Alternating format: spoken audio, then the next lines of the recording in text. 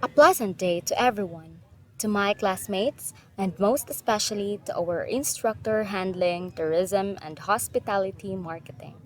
Good morning, ma'am. My name is Desiree Divino, and I am your reporter for this lesson. We are now in Chapter 8. Do you have any guess about our topics for today? Without further ado, we will tackle the STP marketing, segmentation, targeting, and positioning.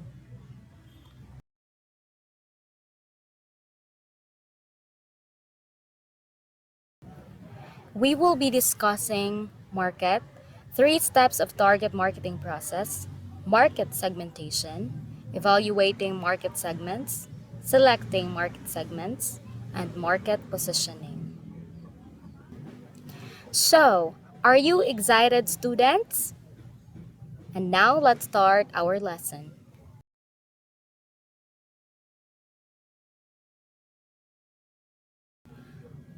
What comes in your mind when you hear the word market?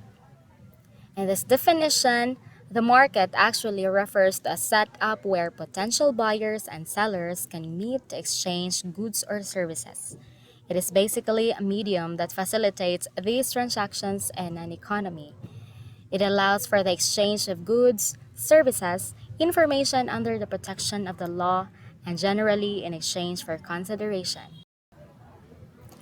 Therefore, in the simplest sense, market always involves products to be sold by sellers to their potential buyers.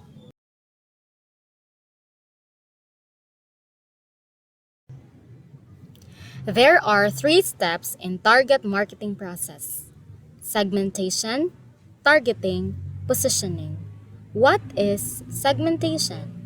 Segmentation identifies and describes market segments.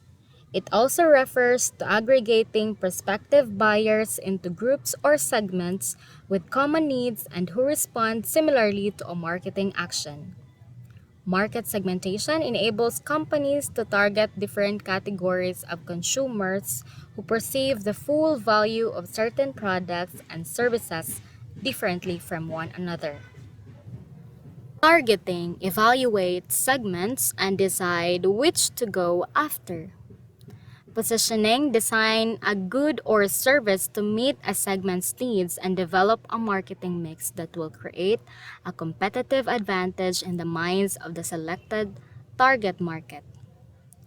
So, in segmentation, what is market segments? The breaking down or building up of potential buyers into groups are called market segments. In addition to that, market segmentation creates subsets of a market based on demographics, needs, priorities, common interests, and other psychographic or behavioral criteria used to better understand the target audience.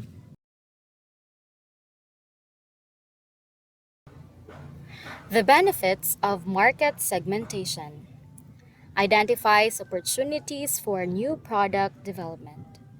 Through the process of segmentation, the company would definitely identify the needs of the customers and distinguish if their products are highly in demand in the industry. Second, it helps design marketing programs most effective for reaching homogeneous groups of buyers. Yes, it is very important to know your potential buyers of your product. Third, it improves allocations of marketing resources. By that, it is the initiative of the company to promote their products in any platform where would their target customers are likely be informed.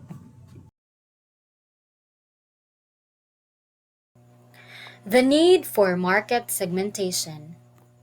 First, the marketing concept calls for understanding customer and satisfying their needs better than the competition. Second, Different customers have different needs, and it's rarely possible to satisfy all the customers by treating them alike.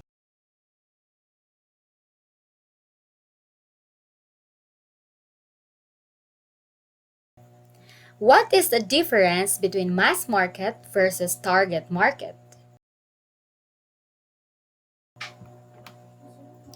Mass market refers to the treatment of the market as a homogeneous group and offering the same marketing mix to all customers. In addition to that, it is a marketing strategy in which a firm decides to ignore market segment differences and appeal the whole market with one offer or one strategy which supports the idea of broadcasting a message that will reach the largest number of people possible. While target market, on the other hand, recognizes the diversity of the customers and does not try to please all of them with the same offering.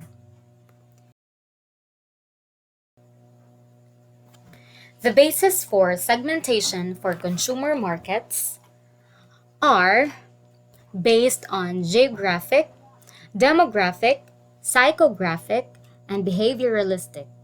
First, it can be based on geographic. Geographic segmentation divides the different markets into geographical units by regions, size of the area, population density, climate. Second, the demographic. It can be divided to different markets based on variables such as age, gender, income, social class, or lifestyle. Third, the psychographic divides customers based on activities, interests, opinion, values. And lastly, the behavioralistic. It can be based on the actual customer behavior towards products such as opinions, interests and hobbies, pledge of loyalty, occasions, benefits sought, and usage.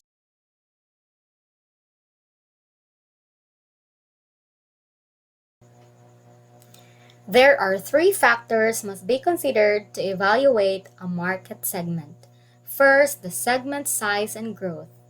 The company must first collect and analyze data on current segment sales, growth rates, and expected profitability for various segments.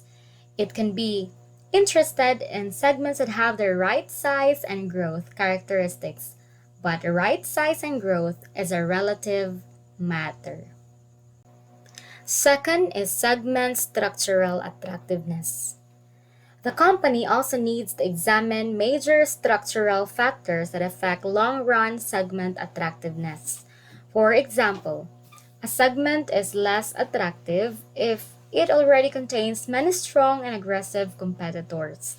The existence of many actual or potential substitute products may limit prices and the profits that can be earned in a segment. The relative power of buyers also affects segment attractiveness. Buyers with strong bargaining power relative to sellers will try to force prices down, demand more services, and set competitors against one another, all at the expense of seller profitability. Finally, a segment may be less attractive if it contains powerful suppliers who can control prices or reduce the quality or quantity of ordered goods and services. That is a segment structural attractiveness. Lastly, the company objectives and resources. Even if a segment has the right size and growth and is structurally attractive, the company must consider its own objectives and resources. Some attractive segments can be dismissed quickly because they do not mesh with the company's long run objectives, or the company may lack the skills and resources needed to succeed in an attractive segment. For example, given the current economic conditions, the economy segment of the automobile market is large and growing.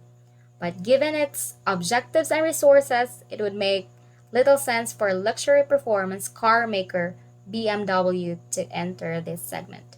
A company should enter only segments in which is it can create superior customer value and gain advantages over its competitors.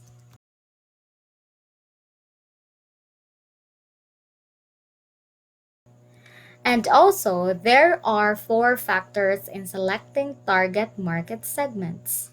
Include undifferentiated marketing, differentiated marketing, concentrated marketing, and micro marketing. For us to understand this well, let us read each of its definition.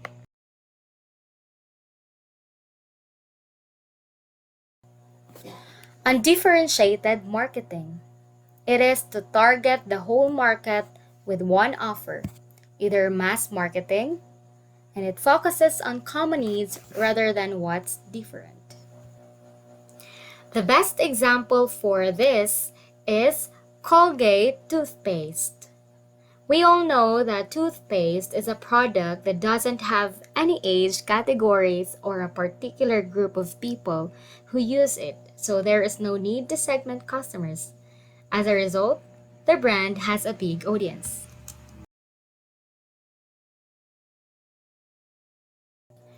What about differentiated marketing? It aims to target several different market segments and design separate offers for each. It is goal to achieve a higher sales and stronger position, and it is more expensive than other undifferentiated marketing.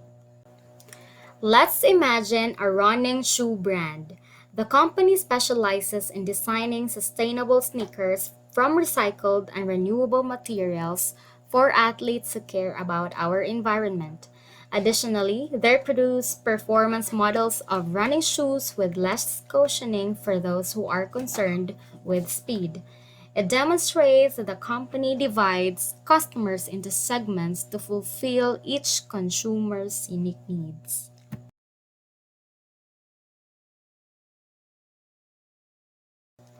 Third, concentrated marketing.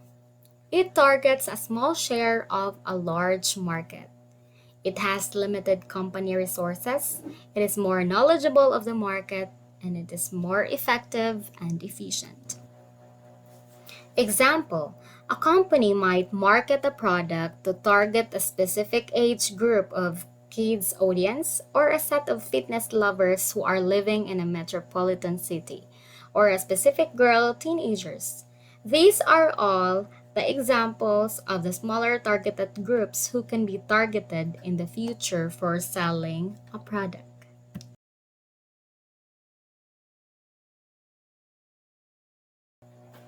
Fourth is micro marketing. Micro-marketing is the practice of tailoring products and marketing programs to suit the taste of specific individuals and locations. It can be defined local marketing and individual marketing.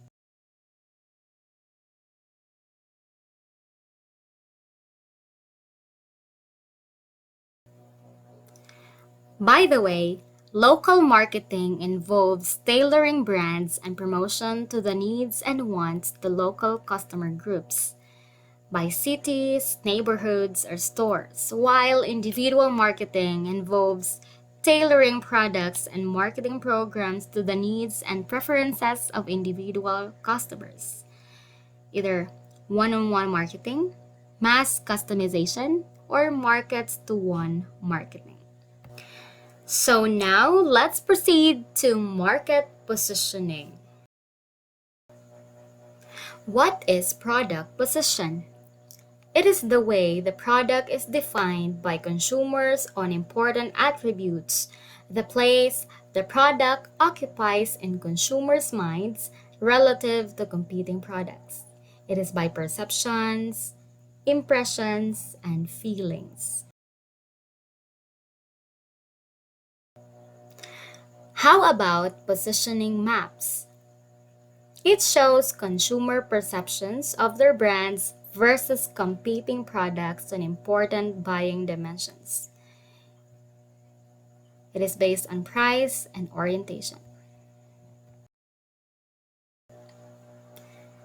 In choosing a differentiation and positioning strategy, There are three steps.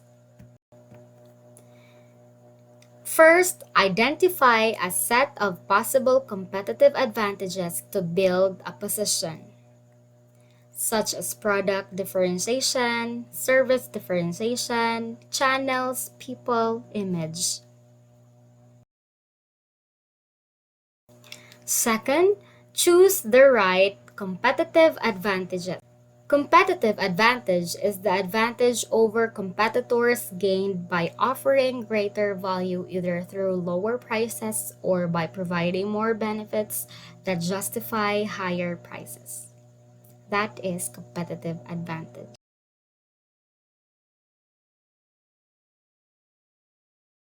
And the last but not the least, select an overall positioning strategy.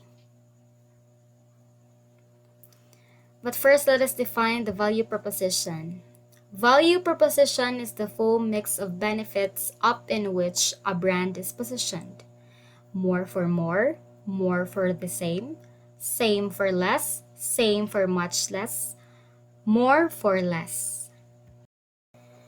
And finally, we are in the last part of our discussion, which is in developing a positioning statement. It states the product's membership in a category and it shows its point of difference from other members of the category. We must know this positioning statement because when you are in the market or marketing, you will always be facing or exposing in this kind of job. And now we are finally done. Is there any clarifications? If yes, do not hesitate to message me, or you can browse again the video presentation. Don't worry, I will provide a PDF file. So that's it for today, classmates. I hope you learned something today. God bless.